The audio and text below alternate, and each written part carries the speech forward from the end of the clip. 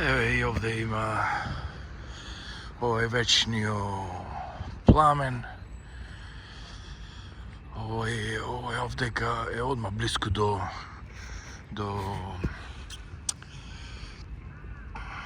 банката. Мислам, еве, се гледа од ова страна. Ете, таму куполата на атомската бомба, така се вика. Atomic Bomb Dome. Што значи купола. А овдека, ово е мемориален центар како парк, не знам. Претежно имам гледано кој овие председателите или овој така како на денот на атомската бомба кој што собира овдека претежно ида. Мислам во овој простор овде. И сега, ако не сум грешка, ама овој спомеников ги имам видено. Еве го и овој, ете, се моли там. Не. Сега не одам близко до него. Ова го има видено. Овдека е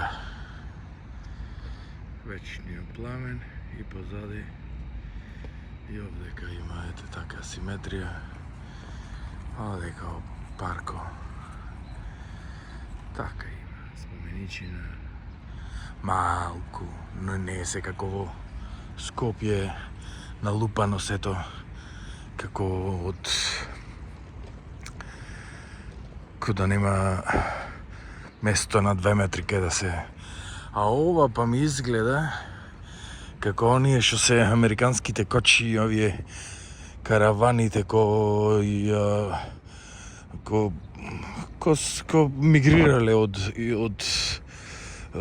источната страна на Америка, која заземале западната, нели, многу миграција, оделе со едни како кочи.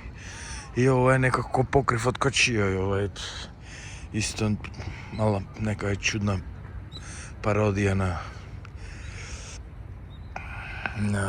уметников што ги има измислено.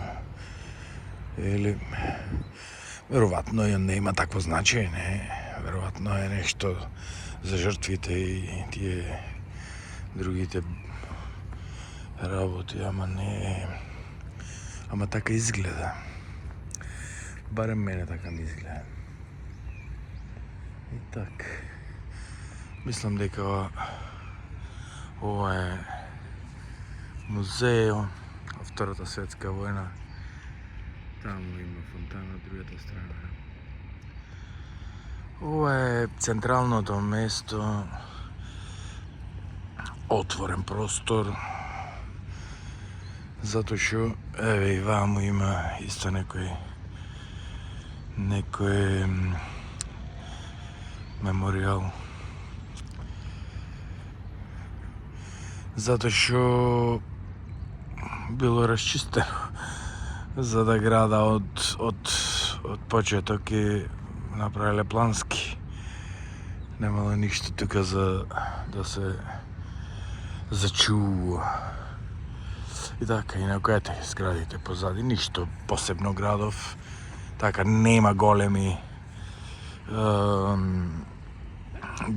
ова згради или нешто како во Токио. И очекувам и Осака ќе биде така голем град.